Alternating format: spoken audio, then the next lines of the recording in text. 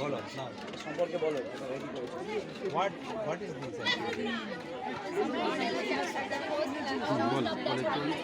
তুমি তোমার ব্যাখ্যা করো একটু জোরে।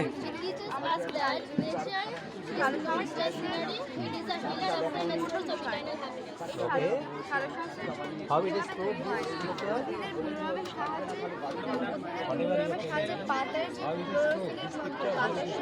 কার্বন ডাই অক্সাইড এবং সূর্যের আলোর উপস্থিতিতে আমাদের যে সরকারের যে খাদ্য পদ্ধতিকে আমরা সালোকসংশ্লেষ করতে পারি।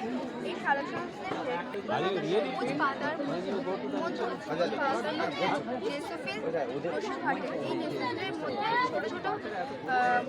ছোট ছোট পদার্থ যেগুলোকে আমরা অর্গানাল এই অর্গানালটা আমরা ক্লোরোপ্লাস্ট বলে থাকি।